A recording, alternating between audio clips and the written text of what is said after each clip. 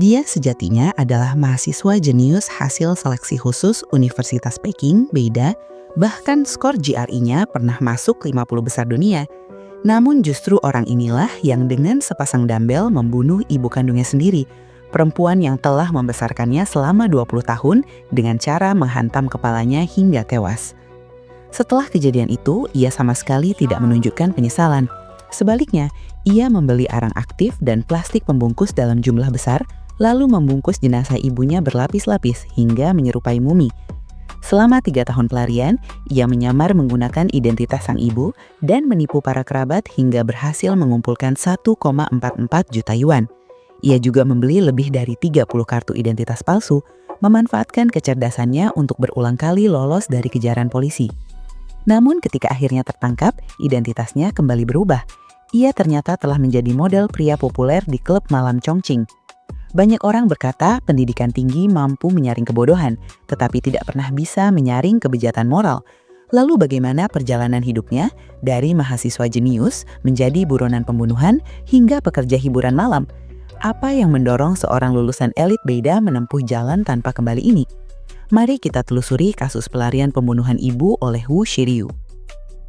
Waktu mundur ke 14 Februari 2016, hari Valentine. Seharusnya hari penuh kasih. Namun di sebuah asrama pegawai di Fuzhou justru terjadi pembunuhan yang menggemparkan nasional. Sekitar pukul 8 pagi, polisi menemukan jenazah seorang perempuan.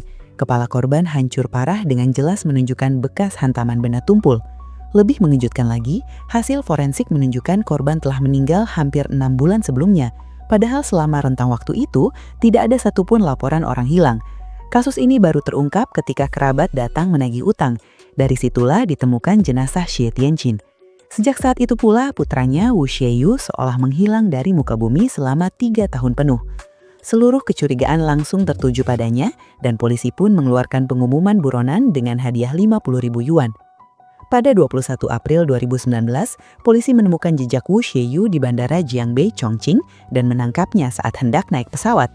Namun di kantor polisi, identitas pada kartu pengenal menunjukkan nama lain, Xiaolong. Melalui sistem pengenalan wajah Tian Wang, barulah dipastikan bahwa ia benar-benar Wu Shieyu. Awalnya ia tidak mengakui pembunuhan ibunya, tetapi setelah interogasi mendalam, ia akhirnya mengungkap seluruh kejadian. Wu Shieyu lahir di 1994 di Nanping, Fujian, dari keluarga berlatar belakang akademik kuat. Ibunya, Xie Tianqin, adalah guru bahasa Mandarin, sementara ayahnya, Wu Jiqian, bekerja di dinas pendidikan setempat. Kakek neneknya pun tokoh akademisi. Lingkungan keluarga penuh nuansa intelektual ini membuat prestasi Wu Shieyu menonjol sejak kecil. Saat anak-anak lain masih perlu bimbingan orang tua, ia sudah menunjukkan kemampuan belajar mandiri yang luar biasa. Ia bersekolah di SMP tempat ibunya mengajar, bahkan ibunya sendiri menjadi wali kelasnya. Prestasinya melonjak tajam dan selalu berada di peringkat atas. Pada 2009, ia lulus sebagai peringkat pertama sekolah dan diterima di SMA unggulan Fuzhou. Namun pada 2010, keluarga ini dilanda musibah. 24 Maret, ayahnya didiagnosis kanker hati stadium akhir. Meski sempat menjalani operasi, kondisinya tidak membaik. Seluruh tabungan keluarga terkuras, dan ibunya harus menanggung beban ganda, merawat suami sekaligus membiayai pendidikan anak. Di tengah tekanan itu, Wu Shieyu justru semakin berprestasi. Hampir setiap ujian ia menjadi peringkat pertama, dijuluki dewa akademik. Pada 2012, ia diterima secara khusus oleh Universitas Peking, Fakultas Ekonomi sebagai peringkat pertama sekolah dan peringkat kedua se-Fuzhou. Sayangnya sebelum ia sempat berbagi kabar bahagia itu, ayahnya meninggal dunia. Sejak saat itu, ia hidup berdua dengan ibunya. Suasana rumah menjadi sunyi, kepribadiannya pun berubah, dari ceria menjadi pendiam dan tertutup. Meski demikian, prestasi akademiknya tetap cemerlang. Tahun pertama kuliah, ia meraih gelar mahasiswa unggulan Beida, dan pada tahun kedua memperoleh beasiswa Liao Kaiwen sebesar 10.000 yuan. Ia bahkan menjadi ketua kelas dan sering berbagi metode belajar dengan teman-temannya. Pada 2014, Wu Shieyu berniat melanjutkan studi ke luar negeri dan mengikuti ujian GRE. Hasilnya mengejutkan, peringkat 50 besar dunia hingga ia mendapat bonus 6.000 yuan dari lembaga bimbingan belajar. Di mata dosen dan mahasiswa, ia adalah pemuda teladan, disiplin, rutin berolahraga, bangun pukul 6 pagi untuk lari, dan malam hari berlatih angkat dumbbell. Tak seorang pun menyangka, mahasiswa teladan ini kelak akan membunuh ibunya sendiri. Bahkan teman-temannya menyebut Wu Shieyu sebagai orang terakhir di dunia yang mungkin melakukan kejahatan. Namun kenyataannya, 2 bulan setelah ayahnya meninggal, benih pikiran ekstrim itu sudah muncul. Pada akhir Juni 2015 saat liburan musim panas, ia pulang ke rumah dan mulai merencanakan pembunuhan. Ia membeli tali pengikat, arang aktif, plastik pembungkus dan pisau pemotong tulang. 10 Juli, ketika ibunya pulang dan membuka pintu, Wu Xieyu langsung menghantam kepalanya dengan dumbbell. Dalam waktu kurang dari 5 menit, ibunya meninggal. Ia membungkus jenazah ibunya dengan plastik dan tali agar tidak cepat membusuk. Forensik menemukan banyak bekas luka pisau, tetapi entah mengapa ia menghentikan proses mutilasi. Hingga 1 Agustus, ia tidak langsung kabur. Ia bolak-balik membersihkan lokasi dan memantau pembusukan jenazah, bahkan memasang 3 kamera dan 2 alarm di rumah. Setelah itu, ia menyamar sebagai ibunya dan menghubungi pamannya meminjam sekitar 700.000 yuan dengan alasan menemani anaknya ke luar negeri.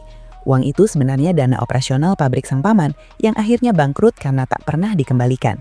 Dalam waktu singkat, ia menipu kerabat lain hingga total 1,44 juta yuan. Ia juga memalsukan surat pengunduran diri ibunya dari sekolah. Selanjutnya, Wu Xieyu menjalani 3 tahun pelarian berpindah-pindah antara Guangzhou, Fujian, dan Shanghai. Saat itu usianya masih 19 tahun, memegang uang besar, dan karena minim pengalaman asmara, ia menghamburkan uang untuk perempuan. Selama 2 tahun ia berpacaran dengan lebih dari 10 wanita, banyak diantaranya pekerja hiburan malam. Setelah uang habis, ia bekerja sebagai pendamping minum di bar Chongqing hingga menjadi figur populer. Alasan ia lama tak terdeteksi adalah karena polisi menemukan lebih dari 30 kartu identitas palsu di tempat tinggalnya. Yang paling mengejutkan muncul saat interogasi. Ketika ditanya alasan membunuh ibunya, ia berkata, itu dilakukan untuk membebaskan ibu dari penderitaan. Ia mengaku awalnya berniat bunuh diri setelah membunuh ibunya, namun ketakutan saat menghadapi kematian. Kebenaran pernyataan ini tak lagi bisa diverifikasi, bisa jadi itu sekedar strategi untuk menarik simpati publik.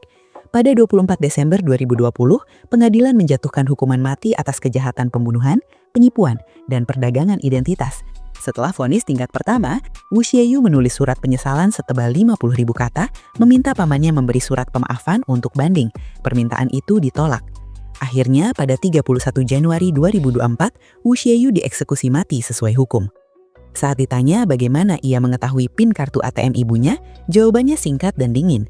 Ibu tidak pernah memberitahu saya hanya mencoba tanggal lahir saya. Saya sudah tahu pasti itu PIN kartu ATM-nya.